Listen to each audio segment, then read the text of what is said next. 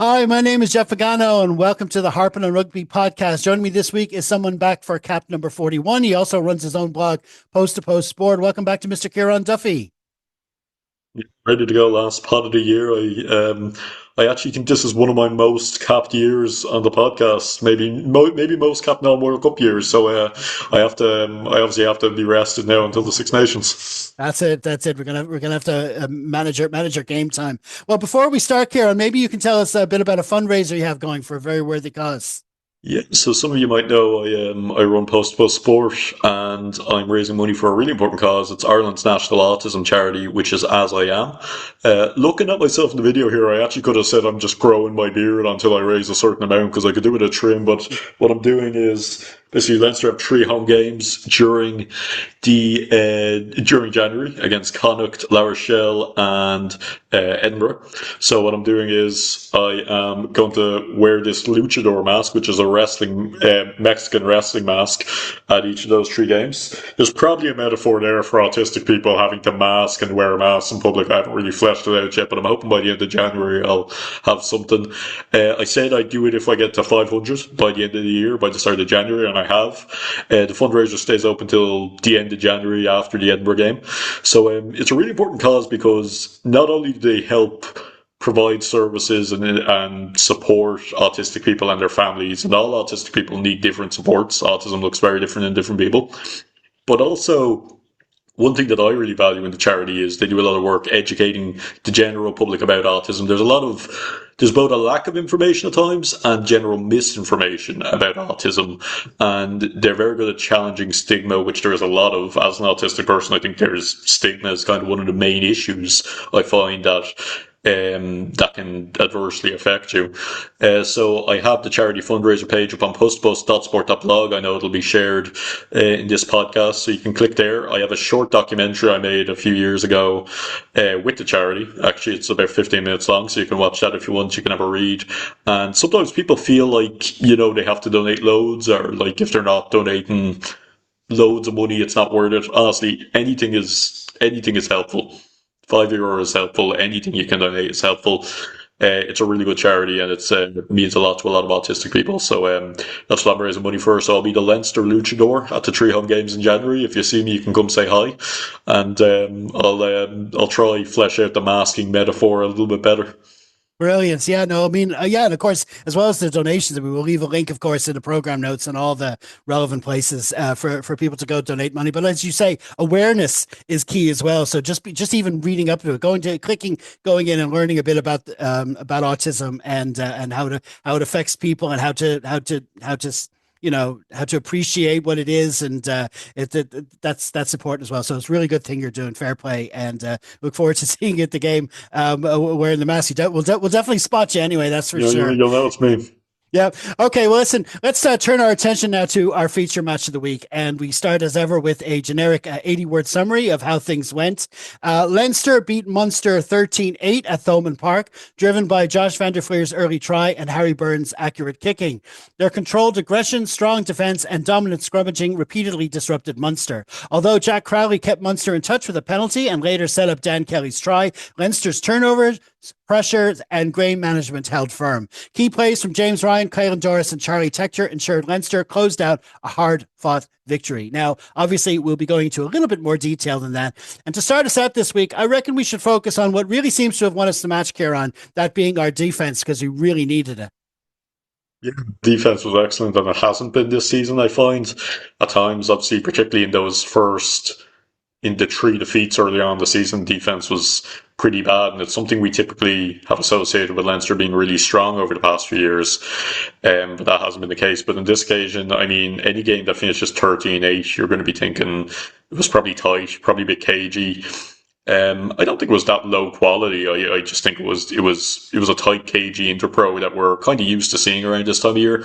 But yeah, really good defence. Munster did eventually get over for their try, but I think and Munster's try wasn't the best example of good defence because Kelly got over for the Munster try, and there was another defender, I'm not sure who, another attacker was on the wing there, could have got over as well. So we were a bit stretched or compressed, maybe is the better word.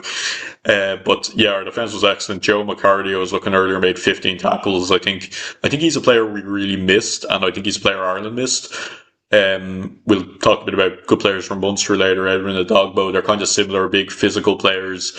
But Josh van der Fleer as well, I think he's having kind of a career resurgence, and that's not to say he's been bad. He probably just, he was one of Ireland's best players for the last kind of 10 years, and then he probably had a little bit of a dip in form. Now for him, that's just playing like a regular good player and not like one of the best players in the world. But he's really coming back into it. He's having that kind of Indian summer, and we've talked about that's an area Leinster and Ireland lack a bit of depth, number 7. But he was excellent. He obviously got the try, but just getting around the pitch and defending. Caelan Doris as well. I feel like those are 3 forwards. We have good forwards all over the pitch. And we talk about the importance of the likes of Dan Sheehan when it comes to attacking. We talk about the importance of Andrew Porter, Tyke Furlong, Clarkson, Paddy McCarty now, and Slimani and Boyle when it comes to scrummaging. But I think McCarty, Van der Fleer, and Doris, the way they tackle and get to the breakdown, I think they're 3 of our most important defenders in terms of forwards. And I felt like as well, Charlie Tector and Harry Byrne had good games defensively. I mean, I think Harry Byrne, he's kind of slotted into that Ross Byrne role now. We know Sam Prendergast is probably number 1, but Harry Byrne's he's that good hand. He's probably not going to start for you in a European Cup final if we get there. He's probably not going to, but he can come off the bench and keep things ticking over. And these are games we need a player like that, just someone who can keep things going. This was a tight, edgy game. He got those. I think he had 2 or 3 penalties. He just kept things ticking over. He kept things going. And he was throwing himself into tackle as well. And Charlie Tector's another one. He came off the bench. He's going to probably feature at 12 next week, I feel like, with Robbie Henshaw's injury, who did have a good game until he came off. He probably has every right to feel a bit aggrieved to not have played a bit more early on, considering how well he did last season. But yeah, I feel like he defended well. He didn't have a good game against Ulster, but he played with that kind of chip in his shoulder with a point to prove. And Kieran Frawley, I thought, was good at 15. I feel like we're going to see a lot of Tector at 12 and Frawley at 15 just because of injuries, really. I know Frawley, it's not his preferred position and he might be on the move, but I feel like that's kind of an enforced formation now. And obviously the scrum was excellent. I think we, I was thinking every time we got a penalty or a free kick, just every time we got a penalty, just go for a scrum, because, we were dominant in that area. And I think, we were unlucky not to get a few more scrum penalties. I think ultimately it didn't make a difference in the end. But yeah, the defence won the game. I mean, because Munster were probably better in attack than us. We'll talk a bit about attack later, but they were probably more, they probably offered more diversity in their attack. But, we defended, I think doggedly, or doggedness is the word, that gets thrown around. We defended really well. So I think, Van der Fleer award is player of the match award, but Doris and McCarty deserve a shout out as well for their defence.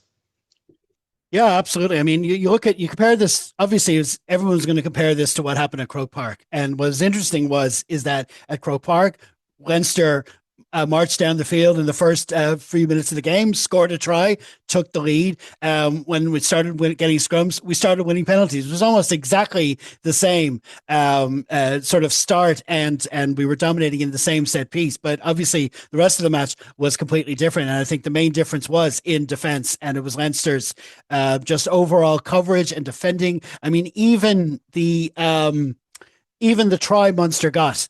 It was well finished. They eventually created an overlap. They sort of got around, forced James Lowe to bite in. Then they had the extra man outside, and Kelly went in. And he was well found with a quick pass by Crowley. It was a great finish.